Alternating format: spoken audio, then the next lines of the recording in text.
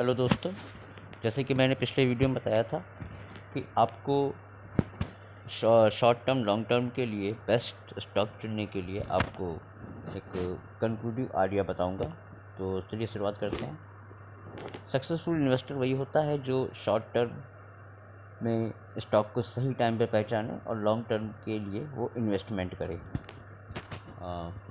Risk को पहचाने, risk management अपना करे, मार्केट की बेस्ट टाइमिंग को ज़रूर वो पकड़े कि किस टाइम पर मार्केट में मूवमेंट आ रहा है, मार्केट के सेक्टर में किस सेक्टर के स्टॉक को वो इन्वेस्ट कर रहा है, तो उस सेक्टर में क्या हो रहा है, वहाँ पे प्राइसिंग क्या आ रही है, प्रोमोटर्स की होल्डिंग कैसी है, प्रॉफिट लॉस कैसे हैं, और वो हमेशा अपने इक्विटी को डाइवर्सिफाइड करें, किसी एक स्टॉक में पूरी होल्डिंग ना करें, अपने बकेट्स बनाएं।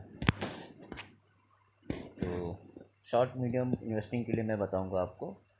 मैं तो आपको धीरे धीरे शुरुआत कर रहा हूँ। एक आइडिया आपको बताने जा रहा हूँ। आज मैं स्मॉल कैप फंड में आप किस तरह से स्टॉक को चुन सकते हैं। स्मॉल कैप का मतलब हो गया छोटे कंपनियां जिनके 500 करोड़ के आसपास है, जिनका टर्नओवर होता है, उन कंपनियों में हम किस तरीके से इन्वेस्टमेंट कर सकते हैं। चलिए शुरू करते हैं। आप मनी कंट्रोल की साइट पर आ गए हैं और हम यहाँ पे यहाँ पे हम म्यूचुअल फंड स्कैनर देख रहे हैं। जैसे इसमें बताया गया ETF फंड है, इनको कहते हैं equity trade fund. Large fund हैं, एलएसएस फंड हैं, कॉन्ट्रा फंड है, फ्लेक्सी है, मल्टी कैप फंड है, डिविडेंड याल्ड फंड है। ऐसे बहुत सारे फ़ंड होते हैं। मैं आपको अगले वीडियो की सीरीज़ में बताऊंगा कि फ़ंड कितने प्रकार के होते हैं, उनका रिस्क टाइप क्या होता है, उनकी स्टॉक एलोकेशन क्या होती है। जैसे कि शॉर्ट में बता देता हूँ, लिक्विड फ़ंड हमारा मनी मार्केट फ़ंड बोलते हैं। ये बोरोज़ किए जाते हैं, इनका पैसा किया जाता है। और इसी तरीके से आपके फ़ंड होते हैं। लिक्विड फंड के बाद आपके अल्ट्रा शॉर्ट फंड भी होते हैं, लिक्विड फ्लोटिंग रेट के हिसाब से चलते हैं। डिविडेंड डाइवर्सिफाइड फंड होते हैं, जिसमें अलग अलग large cap, small cap, mid cap के स्टॉक को रखा जाता है। डिविडेंड रिवर्सल फंड होते हैं, डायरेक्ट फंड होते हैं, ग्रोथ फंड होते हैं, सेक्टर होते हैं, थीम फंड होते हैं। असल में सारे फंड मैनेजर अपने रिस्क टाइप के हिसाब से इन्वेस्टर के फ़ंड बनाते हैं। चलिए हम शुरू करते हैं स्मॉल कैप के लिए। तो स्मॉल कैप हम फाइंड करेंगे, मनी कंट्रोल की साइट पर हम आ गए हैं। इसमें हम देखते हैं कि हम मोस्टली ये जानने की कोशिश करेंगे, जैसे कि इसमें 1 week, 1 month, 3 month, 1 year, 5 year, 2 year, 3 year के एनुअल ग्रोथ इनकी बताई गई है, मंथली ग्रोथ बताई गई है, वीकली ग्रोथ बताई गई है। तो मैं कोशिश करते हैं हम लोग कि ऐसे स्मॉल कैप फंड को चुनाव करें जिनका 5 साल का परफॉर्मेंस अच्छा हो, ज़्यादा हो, क्योंकि हम CAGR के हिसाब से चलेंगे, कंपाउंड एनुअल ग्रोथ रेट, जिसमें हमारा लगातार जिसके परफॉर्मेंस ठीक रहा हो 5 साल। तो हम देखेंगे 5 ईयर्स। तो देखिए 5 ईयर्स आपको दिख रहा होगा। हम धीरे धीरे, आप सब लोग देखिएगा, धीरे धीरे चलेंगे और जिसका भी हाई रेट अच्छा होगा उसको हम पिकअप करेंगे।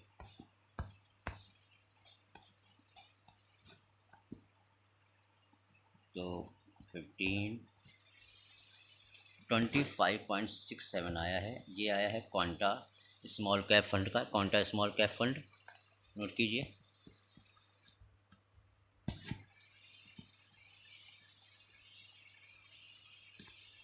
उन्नीस है निप्पॉन का।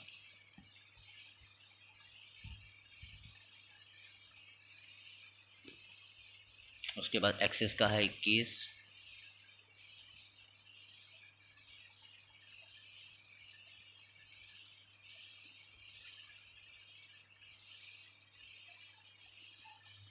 ठीक है, तो हम एक्सिस और क्वांटा का देखेंगे।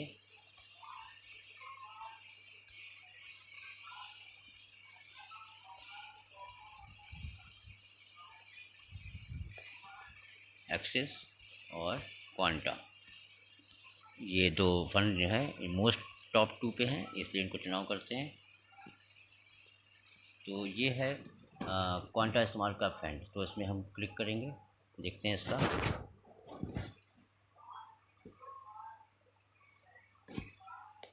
क्वांटा स्मॉल कैप फंड, इसकी NAV अभी चल रही है 160.7599। क्रिसल रैंकिंग भी इसकी अच्छी है, ऑलमोस्ट 6 स्टार है।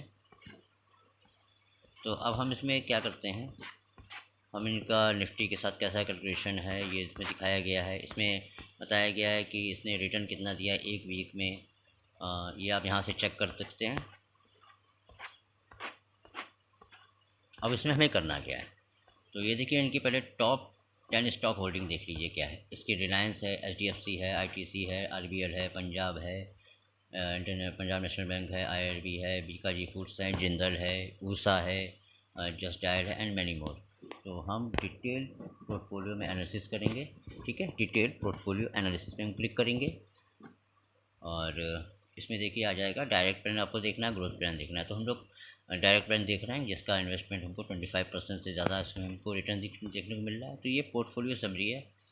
इसमें 71 स्टॉक्स हैं और स्टॉक का वेट इसमें 35 स्टॉक हैं जिनका वेट जो है वो 30% है और 10 स्टॉक का वेट है 46% और 3 सेक्टर वेट है इनका 28%। अब यहाँ समझने की कोशिश कीजिएगा, इनके जो स्टॉक्स हैं उसमें 5 स्टॉक का वेट जो है ना वो 30% है, यानी हाई वैल्यू इनकी 3 स्टॉक में लगी हुई है पूरे पूरे पोर्टफोलियो की। इन्होंने ये बताया, नाम नहीं बताया इन्होंने, लेकिन ये इंडिकेट किया। और 10 की 46 में, यानी ऑलमोस्ट 76% इनका इक्विटी में जो निवेश है उसमें 3 ऐसे स्टॉक हैं जिनमें 30% लगा हुआ है पोर्टफोलियो का और 10 ऐसे स्टॉक हैं जिनमें 46 लगा हुआ है। ये इनके स्टॉक हैं, टॉप होल्डिंग इनकी है रिलायंस में, HDFC में। आप देखते जाइएगा स्क्रॉल करके। हम व्यू कंप्लीट होल्डिंग में जाते हैं।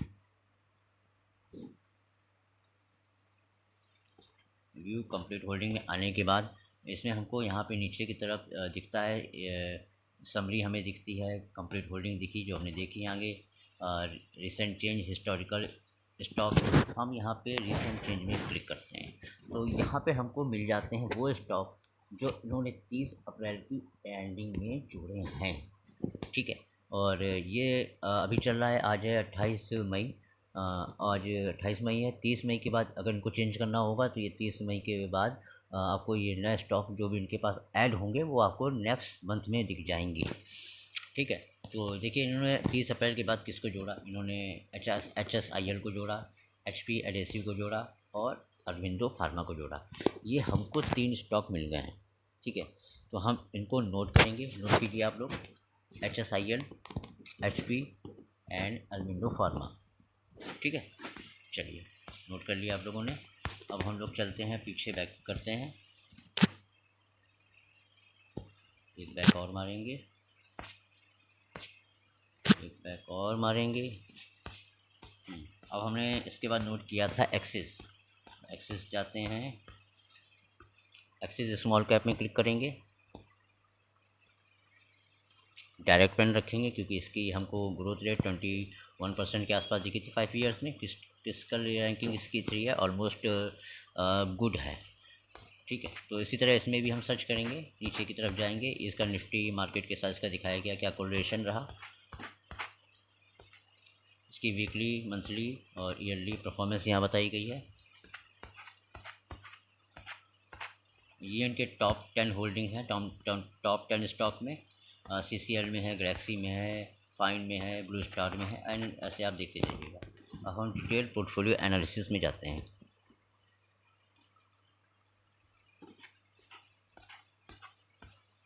देखिए यहाँ पे आपको नंबर ऑफ स्टॉक इसमें 83 दिख रहे हैं, जिसमें 5 स्टॉक ऐसे हैं जिसमें इन्होंने ऑलमोस्ट 18% इन्होंने होल्डिंग कर रखी और 10 स्टॉक ऐसे हैं जिनका वेटेज इसमें 31% है और सेक्टर के हिसाब से 25%, यानी कि ऐसे 5 स्टॉक है जिसमें इनका 18% है और 10 स्टॉक ऐसे हैं जिसमें 30% है, यानी कि इन्होंने ऑलमोस्ट 50% ऐसे स्टॉक पे लगा रखा है। टॉप होल्डिंग इधर दिख रही है, स्मॉल कैप में इनकी 58% का एलोकेशन है। आप समझ सकते हैं क्योंकि ये स्मॉल कैप है और ऐसा नहीं होता स्मॉल कैप का मतलब है कि उसमें मिड कैप या लार्ज कैप पे नहीं डाले जाते हैं स्टॉक, डाले जाते हैं, लेकिन क्या है वो अगर उसका नाम स्मॉल कैप डायरेक्ट फंड है तो उसमें मोस्टली एलोकेशन जो है स्मॉल कैप में रहेगा और क्योंकि वो ग्रोथ हाई देंगे और उसको इसकी स्टेबिलिटी को थामने के लिए उसमें mid cap and large cap को भी ऐड किया जाता है। तो यह टॉप 10 होल्डिंग इनकी है, नारायणा है, CCL है, गैलेक्सी है एंड ब्रिज है, ऐसे बहुत सारे हैं। हम कंप्लीट व्यू होल्डिंग में जाएंगे।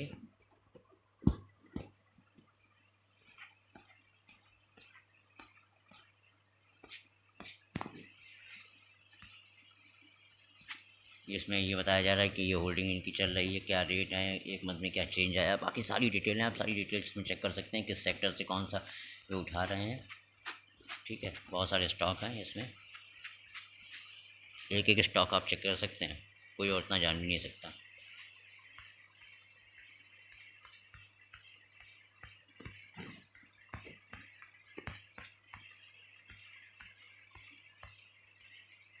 चलिए हम इसमें देख लिया, अब हम इसमें रिसेंट चेंज में जाके देखते हैं क्या इसमें चेंज हुआ है। इसमें कोई स्टॉक चेंज नहीं हुआ है। तो अब हमको क्या करना पड़ेगा, हमने अभी तक इसमें दो मोस्ट देखे थे, क्वांटा देखा, एक्सिस देखा, एक्सिस में तो नहीं आया, और तो भी हम एक्सिस के बाद तीसरा फंड और चुनेंगे क्योंकि हमको ये फंड और ढूंढना पड़ेगा।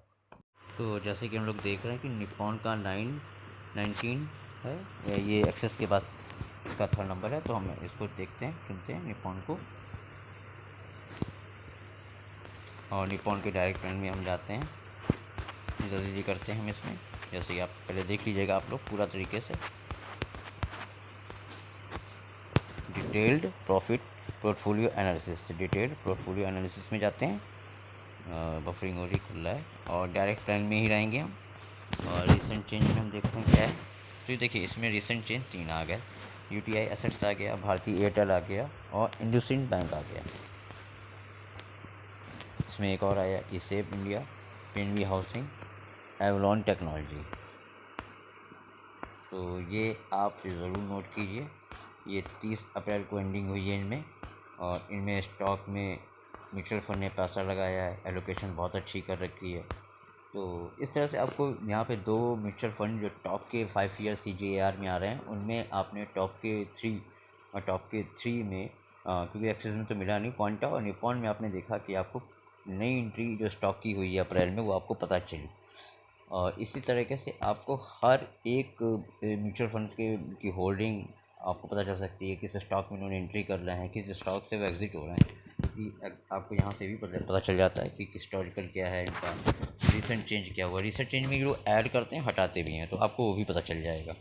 ठीक है, तो आप कंप्लीट इन चीज़ों को चेक करिएगा, और जितने भी स्टॉक मैंने इस तरह से आपको स्टॉक जो फाइंड हो रहे हैं ना, तो बेस्ट वे है आपको पता करने का कि म्यूचुअल फंड किस स्टॉक में अपनी होल्डिंग्स बढ़ा रहे हैं, क्योंकि म्यूचुअल फंड 1-1.5 महीने या 15-20 दिन के लिए नहीं करते हैं, बस आपको पिकअप करने में यहाँ लेट हो रहा है, क्योंकि ये 30 अप्रैल को उन्होंने किया, भले मैं आज 28 मई को बना रहा हूँ, ये आपको 5 से 8 अप्रैल या 10 अप्रैल के आसपास आपको मिल जाता है। इसको 30 अप्रैल को बना रहा हूँ, 28 मई को बना रहा हूँ, 30 अप्रैल की होल्डिंग जो उन्होंने चेंज की है 1 मई के बाद से, तो ये आपको पता चल रही थोड़ी सी डिले, आपको पता चलेंगी, आपको 6 अप्रैल को पता चलती, 6 मई को पता चलती, 7 मई को पता चलती, 8 मई को पता चल पाती, क्योंकि 1 हफ्ते बाद इसकी रिपोर्ट मनी कंट्रोल में फ्री होती है, क्योंकि ऐसी रिपोर्टें आपको फ्री में नहीं मिलती हैं, इसके लिए आपको परचेज़ करनी पड़ती हैं, पैसा लगाना पड़ता है। लेकिन आपको तो अभी तक ये भी नहीं पता होगा जो मैंने आपको बताया। और बाकी सब आप सारे स्टॉक को आप चार्ट में चेक कीजिएगा, और बाकी आप इसी तरीके से आप लार्ज कैप मिड कैप का भी जान सकते हैं, किसी भी फंड के बारे में आप जान सकते हैं कि उसकी होल्डिंग क्या है, उसकी रिसेंट चेंज क्या है, उन्होंने किस स्टॉक से हट गए हैं, किस स्टॉक में ज़्यादा वैल्यू कर रहे हैं। ये तो एजम्पशन आपको लगाना पड़ेगा, है ना, कि स्मॉल कैप इसमें कौन सा है, 30% वैल्यू इसमें किस में हो सकती है। बाकी आपको सबके चार्ट देखने पड़ेंगे, सबका आपको 52 हाई देखना पड़ेगा, 52 लो देखना पड़ेगा, 52 वीक के बारे में बता रहा हूँ, 1 ईयर का, और आपको उसमें उसका वेटेज देखना पड़ेगा, उसमें FI कितना कट रहे हैं, कितना उसमें लोडिंग डाल रहे हैं। और बाकी आप मेरे चैनल से जुड़े रहिए। अगर आपको राइट टाइम एंट्री करनी है, एंट्री के सही समय का चुनाव करना है, किस ब्रेकआउट पे आपको लेना है, कहाँ आपका अच्छे निचले स्तर पे आपको बेस्ट निचला स्तर क्या होगा लेने का, वो अगर आपको पकड़ना है, तो आप अपने स्टॉक को जानने के लिए हमारे चैनल से जुड़िए, टेलीग्राम चैनल से जुड़िए। ये ऐसी बहुत सारी सीक्रेट ट्रिक आपको बताई जाएंगी, एनालिसिस बताया जाएगा। ये एनालिसिस का एक फर्स्ट पार्ट है, यहाँ से आपको कम से कम ये तो पता चल गया कि मूवमेंट मार्केट में किस साइड हो रहा है, किन स्टॉक में हो रहा है। अभी तक नहीं पता था, 5,000 स्टॉक्स हैं, कहाँ कहाँ ढूंढ लेंगे, स्कैनर लगा लेंगे, अपनी एक टेक्निक निकाल लेंगे, लेकिन फंडामेंटल कैसे फंडामेंटल आप पता करो, बहुत सारे फंडामेंटल में बहुत झोल है, पढ़ के थक जाओगे। तो आप यहाँ ज़रूर आएँ, यहाँ से इस वेबसाइट से, कमाल की वेबसाइट है, ऐसे बहुत सारी वेबसाइटें हैं, इन्वेस्टो इंडिया है, मनी डॉट है, और भी हैं, मैं आपको धीरे धीरे बताऊँगा। इन साइटों पे आप जा के थोड़ी थोड़ी रिसर्च करके स्टॉक के बेहतर परफॉर्मेंस के बारे में पता लगा लेंगे, सही समय का चुनाव कर लेंगे और अच्छे बेहतरीन आप अपने इन्वेस्ट को आगे बढ़ाते जाएंगे। तो इसी तरीके से मेरे चैनल से जुड़े रहिए। आपको जैसे आज मैंने कम से कम 8 से स्टॉक बताए जिसमें DI जुड़े हुए हैं। इस तरीके से आप नेक्स्ट मंथ में वेबसाइट में इसी वेबसाइट पे आइएगा। मई मंथ जून मंथ में मई एंडिंग के बाद जो भी म्यूचुअल फंड अपने में ऐड कर रहे होंगे उनका स्टॉक दिख जाएगा और वहाँ पे आपको एनालिसिस करना है। और मैं आपको जून मंथ में फर्स्ट वीक के बाद जैसे ये साइट पे अवेलेबल हो जाएगा, मैं स्टॉक को एनालिसिस करूँगा और आपके सामने चार्ट पे बताऊँगा कि कौन सा स्टॉक बेहतर है लेने के लिए। तो stay with us, connect with us and हमारे चैनल को सब्सक्राइब कीजिए, लाइक कीजिए और शेयर कीजिए। जितना आप इसको सब्सक्राइब करेंगे, लाइक करेंगे, शेयर करेंगे, कमेंट्स करेंगे, मैं कोशिश अपनी जारी रखूँगा। आपके सपोर्ट से मैं अच्छे से अच्छे बेहतर स्टॉक आपको बताता जाऊँगा, लर्निंग भी कराऊँगा क्योंकि लर्निंग ज़रूरी है अर्निंग से पहले। जानना बेहतर है। आपको फंडामेंटल जानना ज़रूरी है, आपको टेक्निकल जानना ज़रूरी है, लेकिन उससे बेहतर आपको ये जानना ज़रूरी है कि मार्केट का मूवमेंट कहाँ है, तो ये हर कोई नहीं बताता है और ये आपको जानना बहुत ज़रूरी है। तो चलो मिलते हैं फिर अगले वीडियो में। Thank you. जय हिंद, वंदे मातरम, जय श्री राम।